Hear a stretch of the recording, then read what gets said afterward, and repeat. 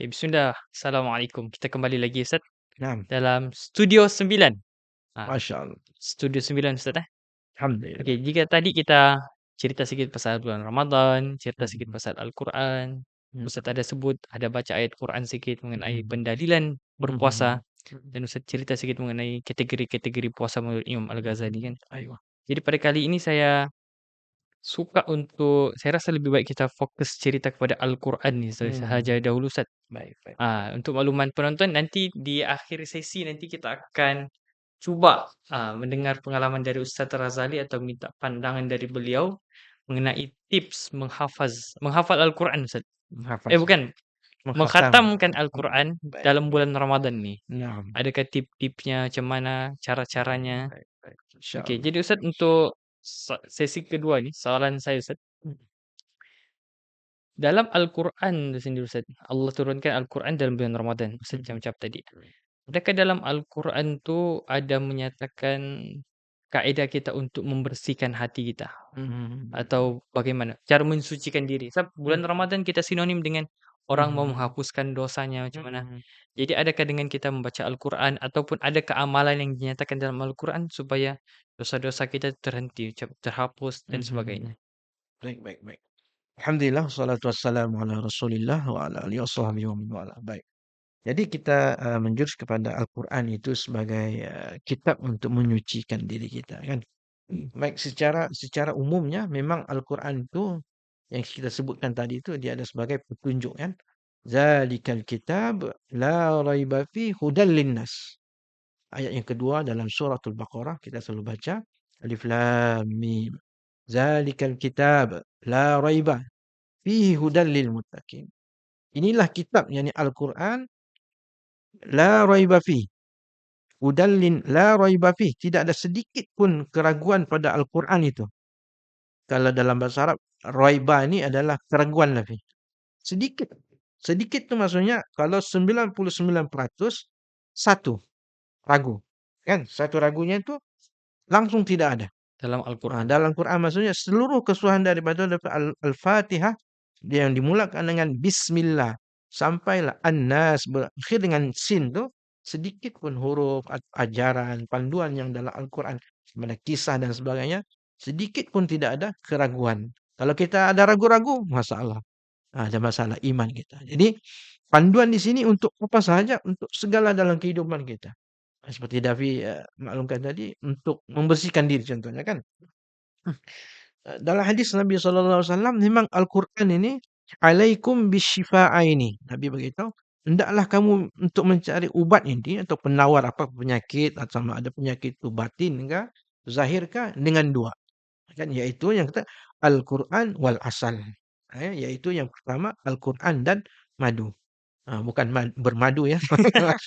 Bermadu tu yang Madu itu bahaya bahaya Ustaz. itu jadi racun itu kan, Masya Allah. Jadi yang pertama nih Al-Quran. Nah, karena Al-Quran Nabi bagi tahu juga dalam hadis, hati-hati kamu ini seperti umpama besi. Apabila terkena air, kalau besi kalau kena air jadi apa? Bertagar. Bertagar, Berkarat kan kalau berkarat. Orang Sabah bilang tagar ya. bertagar. Bertagar kan. Jadi bertagar ini dan dan apa dia, pembersih dia no, untuk membersihkan tagar dia itu adalah Nabi kita adalah Al-Quran.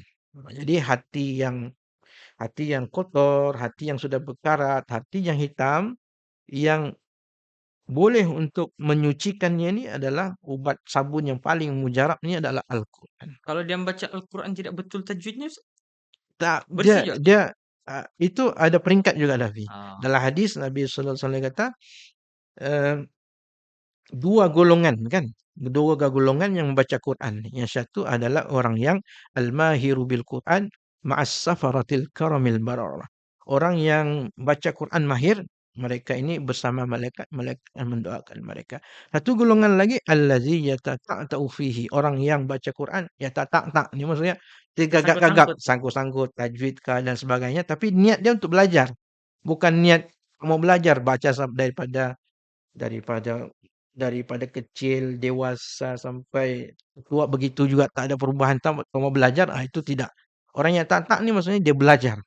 Jadi Rangkak-rangkak lah Ustaz. merangkak-rangkak. Walaupun dia merangkak-merangkak begitu, tapi insya Allah. Allah akan jadikan ubatnya.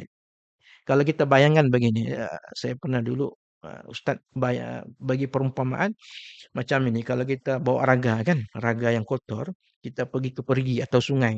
Raga yang kotor tu kita bawa pergi ke perigi. Perigi pernah jumpa nggak? Ya, David? Perigi telaga, kan, telaga, talaga lah. telaga. Atau pipi sungai. Kita pergi rendam di situ, tak angkat. Rendam, angkat. Rendam, angkat. Rendam, angkat. Rendam, angkat. Kita tidak basuh. Melet, saya angkat, angkat. Apa? Kalau raga tu kotor, kalau kita 2 3 kali, 2 3 kali, 2 3 kali tak apa akan jadi pada raga Bersih tersebut? lah raga. Akannya bersih juga kan? Ya, Begitu juga macam kalau ada perumpamaan macam ada apa ni gelas panggil sebiji gelas kah? secawan, Secawan secawan. secawan sebiji gelas yang asalnya cuma air kopi contoh hitam gitu kan. Kita ambil lagi satu jug air yang bersih. Tuang di situ kan. Asalnya mungkin dia sedikit Hitam. hitam lama-lama tuang lagi, tuang lagi, tuang lagi.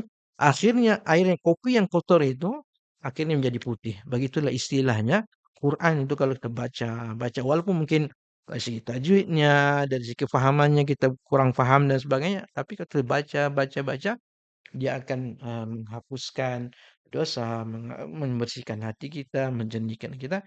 Karena itu juga dalam Quran dikata wa nunazzilu minal Qur'ani ma huwa syifaa'un wa rahmatun lil mu'minin. Quran itu diturunkan untuk syifaun wa rahmah. Syifa ni ubatlah sama ada batin kah, zahir kah ataupun apa-apa saja apa ni masalah dan sebagainya dan rahmat kepada orang-orang yang beriman, yakin tentang Al-Quran ni. Kalau ada ragu tak boleh lah. Oh, paham, paham. Masya-Allah. Tapi Baik. Ustaz, kita biasanya, Mhm. kalau saya lah, saya baca buku.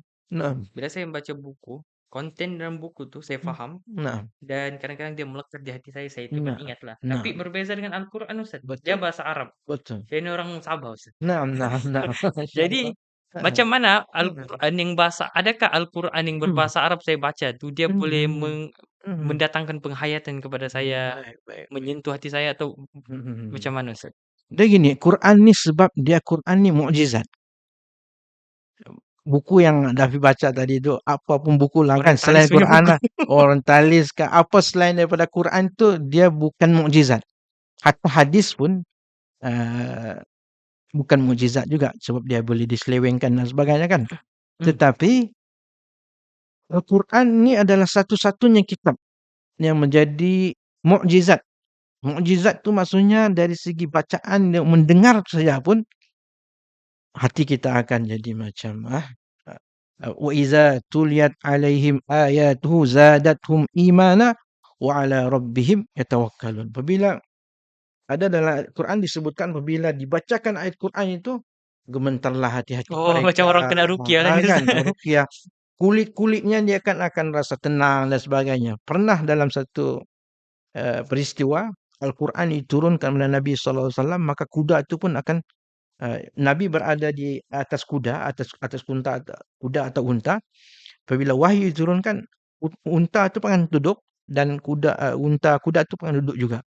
Menunjukkan bahawa rahmat bacaan Quran itu tu sangat besar kan. Jadi walaupun tak faham sebenarnya Quran itu dari segi tilawahnya pun sudah memberi mukjizat. Kerana itu dalam takrif Al-Quran itu, Al-Quran takrif dia adalah kalamullah kan. Ya, kalam Allah yang diturunkan ke atas baginda Nabi SAW Sallallahu alaihi wasallam. melalui Jibril kan dan al-muta'abbadu bi tilawatihi menjadi ibadah untuk kita membacanya. Ibadah itu maksudnya akan diberi pahala khusus. Baca hadis, baca buku, pahala juga tapi pahala umum.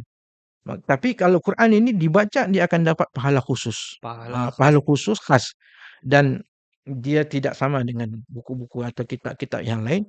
Walaupun kita tak faham, apatah lagi kalau faham, masya-Allah dia akan Kalau lebih salah paham besar. Ustaz macam mana? Oh salah faham, masya-Allah.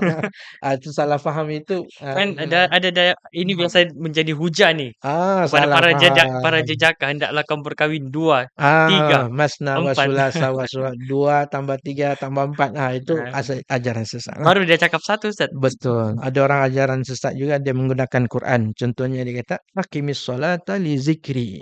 Dirikanlah solat untuk ingatku. Jadi kata kalau tak ingat tak payah sembahyang, berzikir saja. Jadi itu kefahaman yang salah.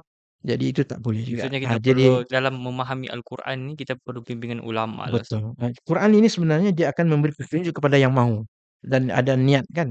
Tapi kalau dia mau menghina ataupun kepentingan diri dia dan sebagainya, dia akan menjadi menyesatkan orang tu pula.